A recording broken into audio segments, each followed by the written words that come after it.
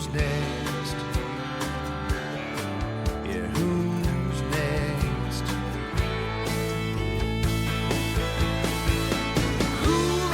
Welcome to the C.L.I.M.B. This is a show dedicated to helping singers, songwriters, and indie artists like you create leverage in the music business. The C.L.I.M.B, C.L.I.M.B, you see, is an acronym that stands for Creating Leverage in the Music Business. It couldn't be plainer than the nose on your face, right?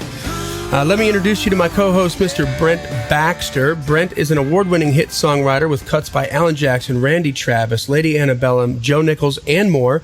And what I love about Brent, he helps songwriters like you turn pro by teaching the art, the craft, and the business of songwriting. And you can find Brent at songwritingpro.com. That's songwritingpro.com.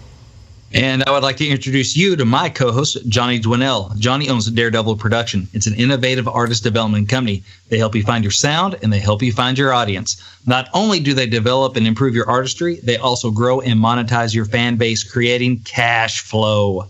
Daredevil has worked with multi-platinum artists like Colin Ray, Tracy Lawrence, Ty Herndon, and Andy Griggs, just to name a few. You can find Johnny at daredevilproduction.com. That's production, singular, no S. Why no S? Because there's only one Johnny Dwinell. How you doing, brother? I'm good. Right I'm just on. waiting to see if the guest we had on the last episode will, if we ran him off or if, he's going to answer our calls in the future. No, I got something on him, so he came back for a second episode. Oh, those pictures were in focus. That's awesome. Yeah, just like we planned it, Brent. There we go. Always tell them, no, we're not recording. We're not recording this part. Tell us a story. Well, hey, before we get started, we just want to thank everybody out there for listening to the podcast. We are well over 18,000 downloads already. We're super stoked about that. We're beginning to bring it to other outlets to make more people aware of it, and y'all are finding some value in it. So we want to, number one, say thank you. Number two, if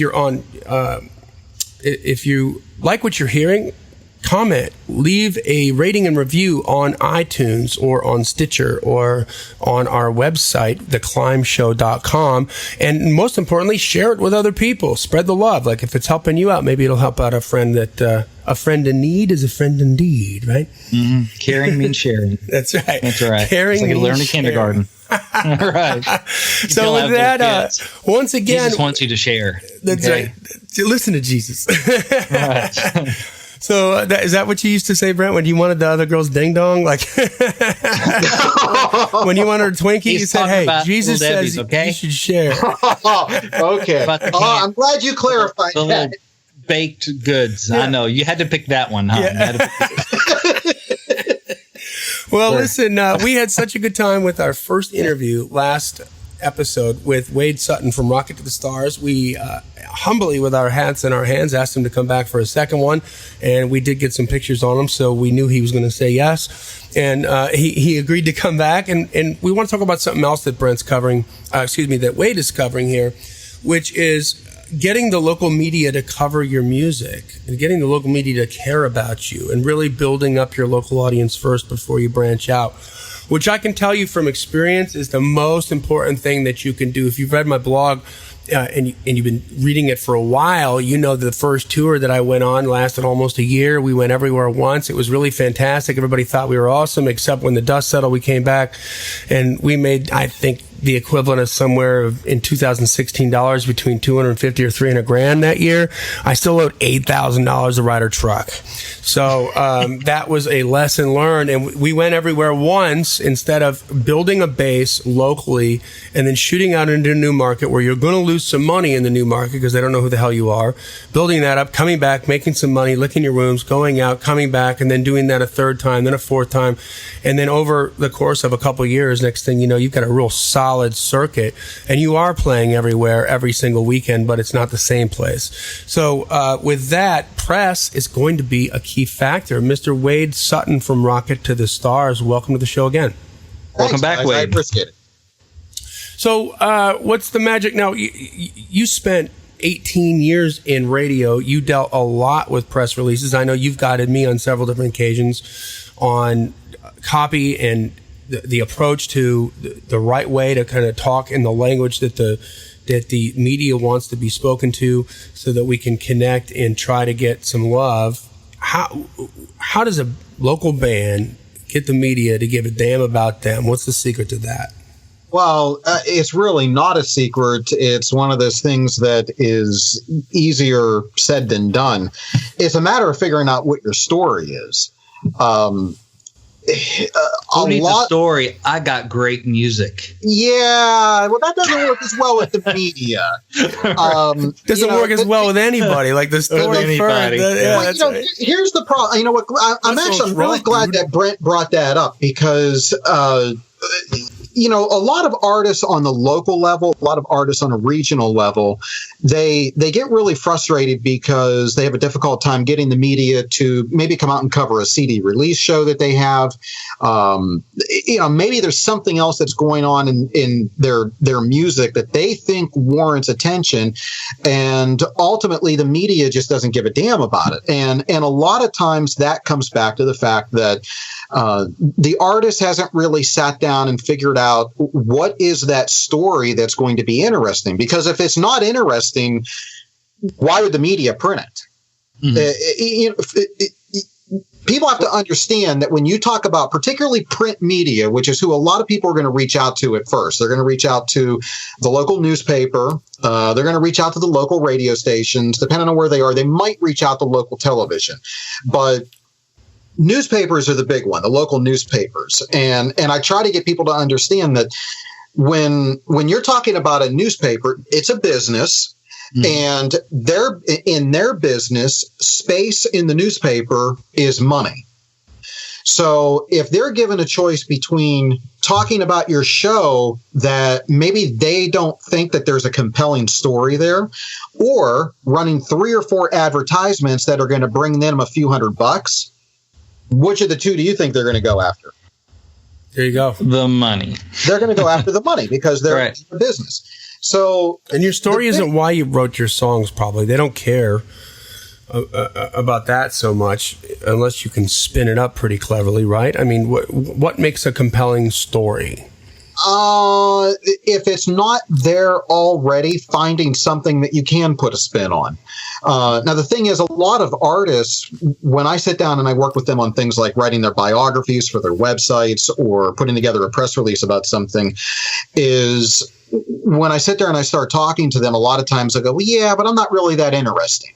I hear that all the time, and it just makes me want to put my head through my desk. It makes me want to smack an artist. And why are you an artist? Like, you've got to be interesting. That's your job. Exactly. Come on. Yes. If you don't believe that, what are we doing here? Like, yeah. Well, there's got to be something. So I'm thinking back. There was a biography I did for a guy a couple of years ago. He was from the Philadelphia area, and he was, I don't know, mid-40s maybe, had like a country Americana type of genre thing going for himself.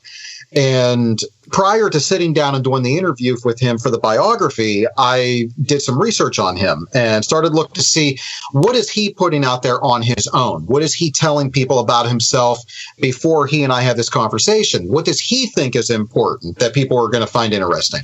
And there was a song that he had written that he put out post 9/11 that charted on Billboard and did very, very well. And he actually ended up receiving, I believe it was 2 letters of appreciation from the president's Joint Chiefs of Staff. Wow. It was a song that was very patriotic. It came out after the terrorist attacks in 2001. So, there was a great opportunity for him. So that's what he was always leading with when he was talking to people. The problem was, this was, I believe, if I remember correctly, 2014. So this would have been 13 years removed from the terrorist attacks and the song doing well. That story had more than overstayed its welcome. So when I sat down and I was having the conversation with him, we were about 20 minutes into the interview, and I finally said to him, I said, "How did you get started in music? What brought you to this point?" And he laughed and he said, actually, before I was a singer and a songwriter, I was a professional dancer. And I said, oh, that's kind of interesting. What kind of dance did you do? And he said, I did everything. I did hip hop, contemporary, ballet. It was all these different types of dance. And I was like, well, that's pretty cool. It's something interesting about him that I didn't know.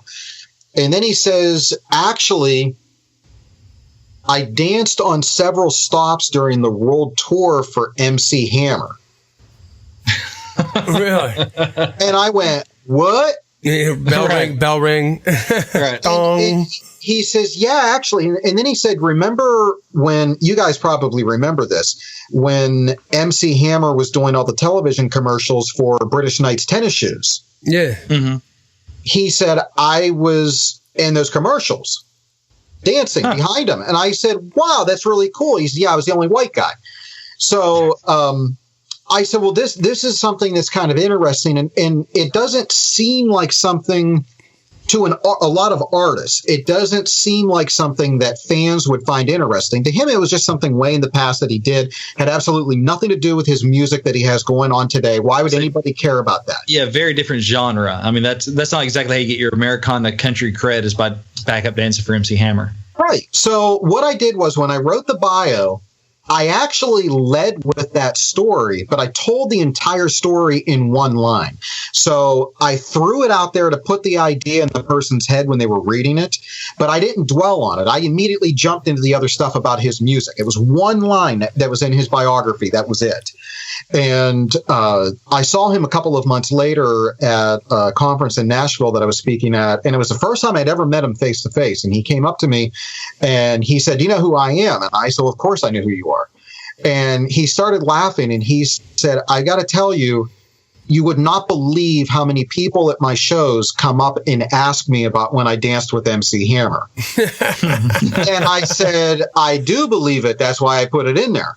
All right, you're like, I'm a professional. Yeah. Of course I believe it. Here's what was so great about that. You know, we talk about fan engagement at shows.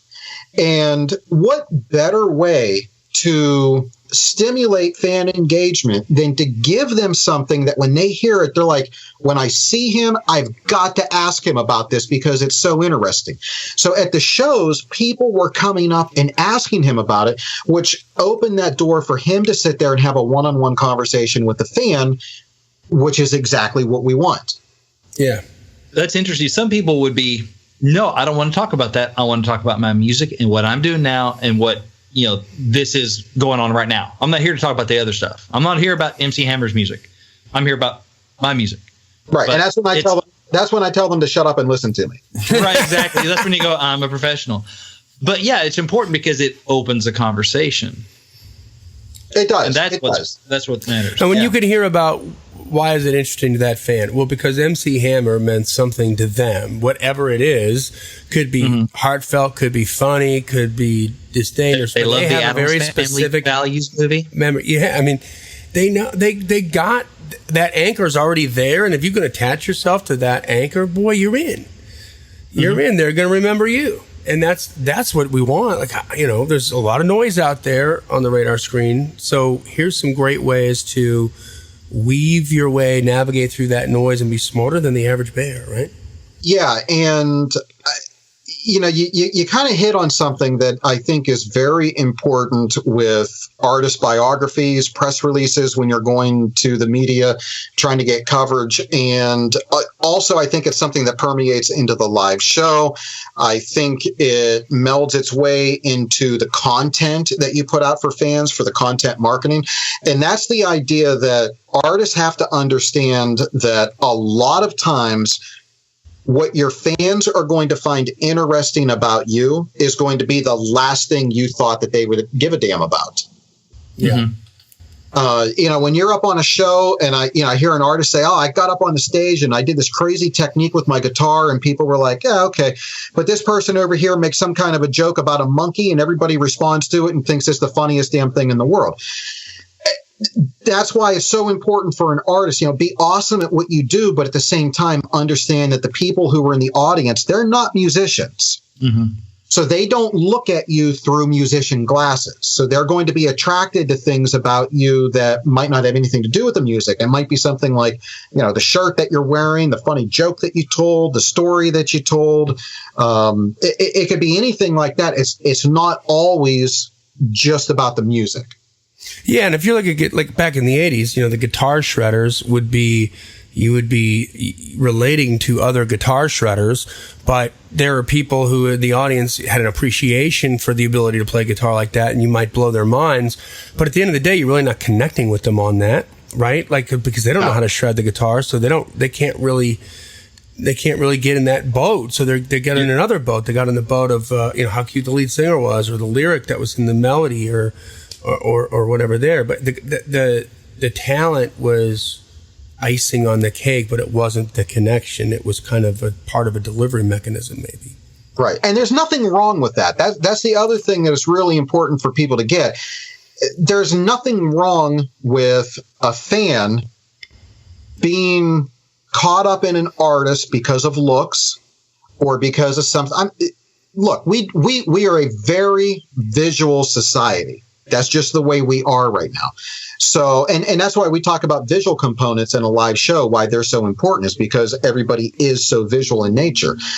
We become very voyeuristic, but finding those things that we can put out there for people to, as Johnny said, to kind of anchor onto. There are so many different things that they can anchor onto. So we got to make sure we put out all these different possibilities and cast that wide net. And part of that is coming from these stories, and it translates over to getting the media coverage. So what are some things that an artist can do, Wade, that's listening right now, that they can go and do a personal inventory and try to find some ways? What are a couple steps that they can take to try to reach out to the media and try to put together something in advance of reaching out to the media that they feel would be compelling? Find their own stories. Find stories that are inspirational. Find stories that give people a reason to be happy. That's the kind of stuff that media will really attach themselves to. People who are in a small or medium-sized media market actually have it much easier than people who live in a big city, because in a big city, there's just so much stuff going on. Mm-hmm. And when you're trying to get your story out there, you are competing against every single other possible story. When you live in a small town, there's not as much going on. So sometimes it's a little bit easier to get your foot in the door with the media and get some kind of coverage in that respect. I know there's a girl that I work with in eastern Pennsylvania. She lives in a town just outside of Scranton. It's very small. I think it's called German, Pennsylvania, if I remember correctly. And right now, everybody in her community knows who she is. It's a small town. She makes several trips to Nashville for different things. She stays out in front of people. I've written some press releases for her. She gets a lot of attention because of the fact that she is a novelty for the town. I mean, this is somebody, you're in a small town and now you've got somebody local who's making trips to Nashville. They come back and sing. That's not normal to people living in a small town. And just because of the fact that it's not normal, it makes it interesting to the media. There was a girl that I worked with a few years ago when I was running the competition that I did. And she had a video that she put out on YouTube that went viral. And just to kind of give you an idea of what happened with this, she was born with a birth defect that resulted in her right arm from the elbow down missing. And one day she sat at the dining room table in her mother's house and she shot a video of herself singing the Cup song from Pitch Perfect, where they sit there and they tap the cup on the ground and clap out percussion and sing it. So she did that. She puts that video up, and within a week or two, this thing just went nuts. And she has a good voice, cute girl. She was still in high school at the time. And, when you saw it, you knew it was going viral because of the inspirational value. It was in the comments under the video. People were blown away. Here's somebody who is missing half of their arm, and they're sitting there doing all of that stuff with the cup and the clapping, and not letting the fact that they're missing one of their hands prevent them from, holding them back from doing this. So she got blasted with these comments. I remember there was one girl in particular that I talked to because I set up a Skype discussion between Kirsten and this girl's younger sister. It was a woman in the United Kingdom whose younger sister had the same birth defect, and had been trying to learn the cup song, and was getting really frustrated with it. And at one point went into her bedroom, slammed the door, and wouldn't come out. She was in there crying. She saw Kirsten doing the video, totally changed her outlook on things. She went in, she started trying to do it again. Eventually she learned it, ended up setting up a Skype interview between Kirsten and this young girl so that they could meet and talk. And it was a really great thing. That's but cool. As this was all happening, Kirsten is from the Pittsburgh area. So what I did was I reached out to the local television stations in Pittsburgh, the ABC, Fox, NBC, CBS affiliates, and told them, I said, look, you have a local girl who's got this video that's going viral. It's got hundreds of thousands of views, and all these people were commenting because they're inspired by it. And if I remember correctly, I contacted the TV stations on a Wednesday.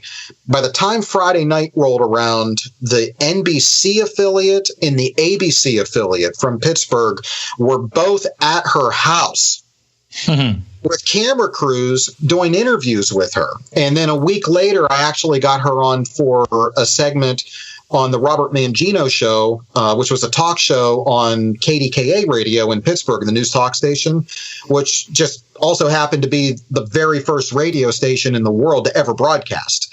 Wow. So she got to go on there with Robert Mangino and talk to him. And I think he might have had her on there one time after. But, that's what I'm talking about. There was inspirational value to her story. And because of it, we were able to get the media there to, not just talk about her, but like I said, they showed up with camera crews. That's awesome. That's great. What about, I've heard somebody talk about before kind of partnering up and doing some sort of charity kind of thing, like in conjunction with your show. Things like that sometimes work to make the story like, oh, this is great. They're helping out the local, music program at the high school. They're going to give a donation part of their cover, that sort of stuff. Does that kind of stuff work? Or it does work if you approach it the right way. There are a lot of opportunities there to kind of market that show and take that relationship with the charity and have that relationship with them grow as the artist grows. So, obviously you have the things from the social media perspective where you can go on and you can hashtag things and try to get the charity to plug the show for you and talk about, whether you're going to donate proceeds from ticket sales or merchandise sales, or if you're going to do some kind of a raffle that at the end of the night, the money from the raffle goes to the charity. It could also be if the charity is putting on its own event, and the artist decides to go and perform for them. But I think where a lot of artists are missing the boat in using that relationship to their advantage is particularly when the charity's putting on their own event. A lot of times those charities are making the rounds at the local radio and TV stations. They're doing interviews. They're going on the talk shows. They're talking about what the event's going to be and what people can expect and who it's going to help and things like that. That is a perfect opportunity for the artist, when they team up with the charity and they know they're going to perform there, to say to the people from the charity, hey, I would love to go with you on these radio interviews. Oh, yeah. And help you pitch the charity and why we think it's important. Mostly if there's a personal connection between the artist and the cause that charity is trying to help. It could be something like the American Cancer Society. They can go on and talk about, one of their relatives, how it impacted their family when somebody was diagnosed with cancer. But it does a lot of things for the artist because it opens up doors of communication with radio stations that the artist alone couldn't get into. But because they're going in there with the folks from the charity, it gives the artist the opportunity to jump on the air, talk about themselves, and be a part of that conversation and build up the networking with the folks at the radio station for something bigger down the line. I got to tell you something. Like, we did this exact thing with Bailey James. I want to add another component to this. Brent and I talk in like ad nauseum about marketing yourself, about social media, and the importance of that. Well, let me let you in on a little secret. A lot of these networks, a lot of the video playing networks, a lot of the charities, they all have social media that really they're trying to get their head around it just like artists are, and they can't, and they're not good at it yet. Okay, yet.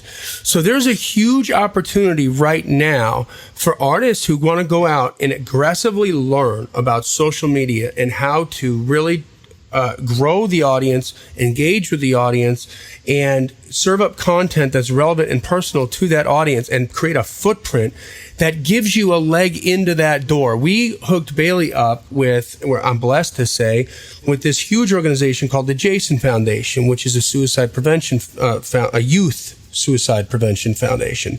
They have 95 offices worldwide. They have affiliations with every single one, I believe, of the NCAA football coaches, with Rascal Flatts, with Charlie Daniels as artists, and with what is important to us in this relationship, aside from the message, is 155,000 middle school and high school coaches that might help us get in that school, make that school tour that we're trying to do with her a reality.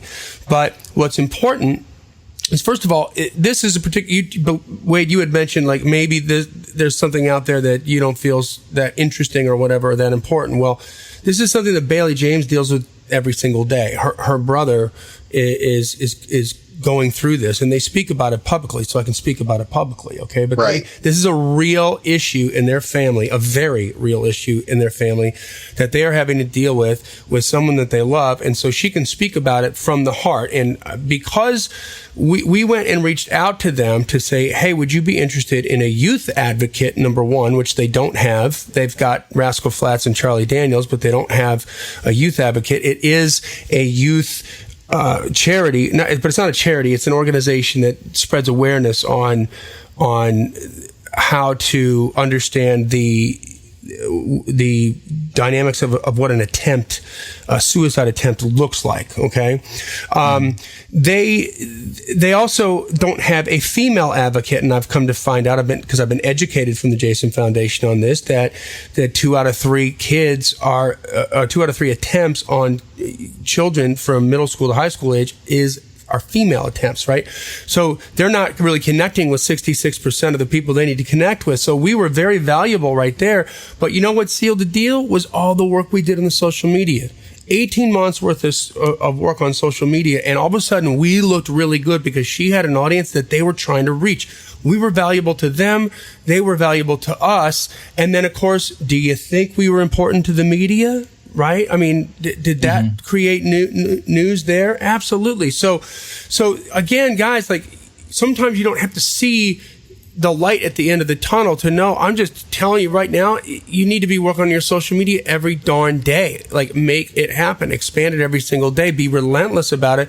That will pay off for you in ways that you can't even think of right now, where it's all of a sudden like, oh, wow, check that out. We're real happy because we're getting all these imprints. There's all these people that are responding to these messages. We started putting out our messages in October 1st when we announced her official, I guess, title as an advocate affiliation, if you will. And man, the pictures that we got back and some of the responses we got back were pretty astounding. I mean, there's some real troubled kids out there, and we were reaching them. So all these things, it all sort of sets you up to look like more of a darling for the media, to be somebody more interesting for the media. Now, that might be a family secret, right? But they chose to speak out about it. It's a family decision. But like to Wade's point, you might not think it's that interesting, but all of a sudden, well, it's real interesting to the Jason Foundation because they're trying to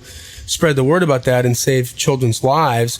And so therefore, she was really interesting to them. And now look, we've had a whole bunch more press, a whole bunch more opportunities to get the name out there, and a real big set of opportunities to try to create the interruption that we need for educators to get her into some schools to do the show that we do in the school, Right. And too, I want to make sure that I stress, we've talked a lot about radio stations and about print media. It seems like a lot of music artists kind of hold off on approaching local television stations, particularly when it comes to something like maybe going on the local TV morning show and performing. But I think the artists are making a huge mistake in not reaching out to them. I think the assumption on the part of the artist is, well, they're already going to have a ton of people booked. You would be surprised. A lot of these TV stations out there for their morning news programs, they're really looking for a lot of local content. And if your band is good, if you look professional as far as like the way you dress and your sound, you have a website and stuff like that, you'd be surprised how easy it is to get booked on one of those morning television shows, particularly in small and medium markets. Even as you start to build things up, some of the bigger markets. I know I have a band that I work with that is from the Youngstown, Ohio area, and they've played on the Fox television affiliate in Cleveland multiple times. So they got their foot in the door with one of the performances. The TV station really liked them. They've had them back a couple of times since then. And then they were on if I remember correctly, one of the other TV stations in the Cleveland market. But I mean, Youngstown's a good, hour and a half away from Cleveland. They're considered part of the Cleveland television market, but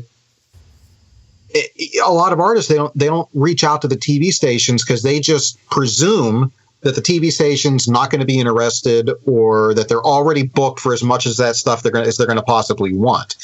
And that's actually not the case more often than you would think. Yeah, what are they? It's like the good-looking girl that never gets. Go ahead. I say it's like the good-looking girl that never gets asked out. Guys just assume she has a date Friday night. Pretty much. Yeah, no matter what, even if they are booked out, they're not booked out forever. Like, no, they're not. Right. At some point, they're going to need you to come in there, so that gives you time to develop the relationship, And if you're planning on quitting in the next, 6 months anyway, just, hang it up now. Yeah, that's right. It's not like you're not going to be around. Yeah, and it's important, too, to understand who it is that you should be talking to at these three different media type places. Who like, do if you're going to if they're going to talk to somebody at the newspaper, they're going to more than likely want the entertainment editor. That's who they should be gunning for. Entertainment editor, okay. The entertainment editor at the newspaper. If you're looking to get on the radio, it's going to depend on the format of the radio station. If you think what you have going for you is a news story, then you're going to want to talk to the news director. If you're looking to talk to somebody more on the music side about maybe like booking an interview on the local music station, then you're looking for either the programming director or the general manager. Mm-hmm. On the television side, again, depending on what it is that you're looking to do. If you think what you have is a news story, like what we had with Kirsten, then you're going to want to get a hold of the assignment editor at the television station. The assignment editor is the person who works a shift that takes all of the ideas for news stories, all the different things that are going on. They compile the list and say, okay, this is what we're going to cover, and these are the reporters that are going to cover it. But if you're looking to possibly get booked on that morning show, then you're going to want to get in touch with the producer of that morning show. So it just all depends on what it is that you're trying to do. But those are the people who are basically the gatekeepers across those three different sects of media. And now that you know the appropriate titles, I bet you in 30 seconds you could find the names that are attached to those titles at each one of those outlets, whether it was B radio or print or television. Piece of cake. All you have to do is pick up the phone or go look on their website. There you go. Well, Wade, thanks once again for hanging out with us. This is real valuable information. I think I'd love to see, and I know Brent loves to see it when our community does better as the hometown hero. That's the best place to start and the best place to grow it up. But Wade, that's not all you got for us today, is it? You got something else you're giving away for free. What you got going on over there? Well, if they didn't get it from the last podcast, you can get a free copy of the $150,000 music degree. That's the music business book that I co-authored with former Taylor Swift manager Rick Barker. Johnny wrote the foreword for it, and you can get a free copy of that at www.giftfromwade.com. And when you get the link to go to actually get the download, there's also a download for a 17-page PDF that has all of my services, all the prices, explanations of what those services are, some things about me, a lot of cool pictures, a lot of cool stuff in it. Right on. Awesome. Right on. Well, Wade, thank you so much for taking the time again. I promise I'm not going to release those pictures now. You fulfilled Thank you. your obligation. You are released from your obligation. I don't want anybody to see that tattoo.